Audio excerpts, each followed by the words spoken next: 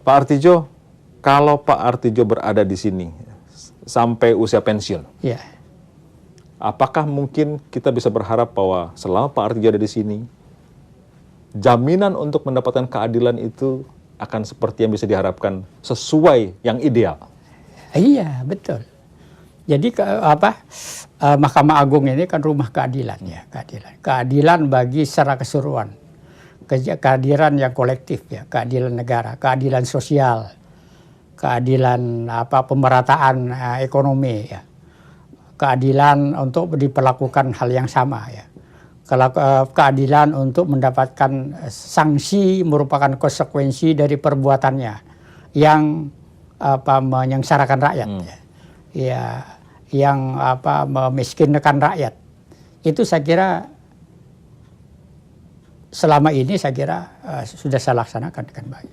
Tapi khawatirnya itu hanya pada label seorang Artidjo Alkostar yang hakim non karier. Jangan-jangan ini hanya berlaku pada yang non karier, bukan yang hakim karier. Tidak. Saya tidak ingin menuduh pada hakim karier. Tidak sama sekali. Semuanya sama ya. Semuanya profesional di sini. Jadi saya menganggap bahwa semua kolega saya di Mahkamah Agung ini baik semuanya, bersih semuanya, dan itu saya kira tidak ada bukti bahwa itu melakukan penyelewengan.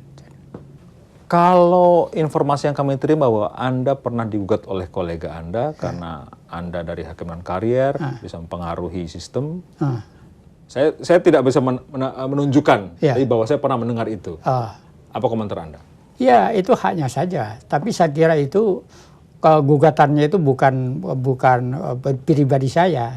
Tapi itu saya kira gugatannya itu tentang perlakuan yang sama. Iya, gitu. non karier dan karier. Ya, kariernya itu. Saya kira itu upaya, saya kira sebagai sebuah upaya hukum untuk persamaan, saya kira itu. Saya kira itu. Bagi Anda perlu dilestarikan, hakim non karier juga bisa menjadi hakim agung. Iya, dimanapun di negara di dunia ini selalu ada hakim yang non karir. Tapi saya bukan non karir, sebetulnya karir saya sudah advokat kan. Maksud saya tidak dari seorang hakim yang paling bawah, hakim pengadilan negeri, hakim tinggi. Iya, tapi karir saya kan karir advokat gitu. Jadi dimanapun juga, di Cina, ya, di Jerman, di Belanda, ada hakim non karir itu. Karena itu akan saling melengkapi antara orang yang generalis dan spesialis. Ya. Kalau umumnya yang dari non karir itu kan generalisnya, pemahaman yang luas gitu. Itu saya kira. Pak, menjadi seorang hakim tentu saja sebuah tugas yang seperti seorang pertapa, penyendiri, jauh dari lingkungan. Sementara pada saat Anda menjadi akademisi, Anda bisa berhadapan dengan mahasiswa, dengan sosial yang jauh lebih luas. Betul. Dua hal yang di kutub yang berbeda sama sekali. Mana beda sebetulnya? Iya, benar. Jadi saya kalau advokat dulu kan sering setiap orang kenal lalu saya menyodorkan kartu nama. Gitu. Ini saya advokat, ini. Gitu. Sekarang nggak boleh lagi. Jadi hakim itu memang harus menerima konsekuensi bahwa dia ini harus lebih asosial, tidak terlalu banyak bergaul, pergaulannya terbatas, karena itu akan mengundang kecurigaan bagi publik. Jadi misalnya kalau saya seenaknya makan di restoran dengan orang yang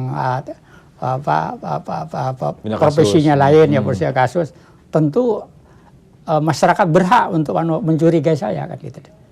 Jadi saya berusaha untuk tidak memberi peluang orang yang berbuat baik dengan saya ya, membantu ini.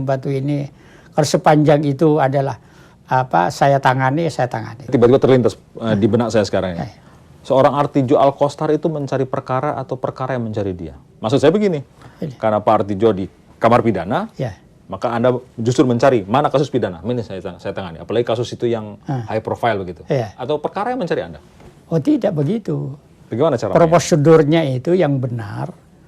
Pak Ketua itu itu kan kewenangan prerogatif dari para Pak Ketua.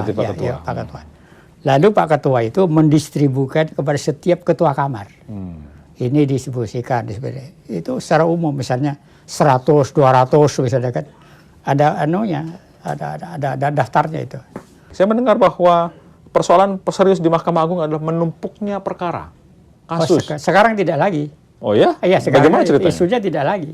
Sekarang karena sistem kamar ya, ini kalau Bung Indi tahu, Presiden juga menyebut bahwa pada tahun 2015, Mahkamah Agung adalah menyelesaikan perkara yang paling banyak sejak berdirinya Mahkamah Agung. Oh. Iya. Jadi tunggakan Saya perkara gagal itu mendapatkan tinggal 3 ribuan sekian itu. Mungkin tahun ini juga mau laporan tahunan bulan depan ya, awal tahun depan ini itu lebih menurun lagi karena itu ada dengan sistem kamar. Apakah mungkin sampai nanti kalau misalnya Pak Artidjo pensiun, publik akan masih melihat seorang Artidjo akan keras terhadap koruptor dan narkoba?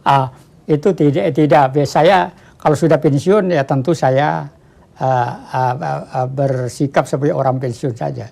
Jadi saya akan pulang kampung, akan memelihara kambing di kampung, itu aja. Tidak ada pikiran-pikiran yang lain lagi. Pak Artidjo Alkostar, terima kasihlah memberikan waktu untuk kami. Terima kasih atas kedatangannya Bu Indi di Mahkamah Agung. Sukses, saudara. Kita foto bersama dulu, Bang.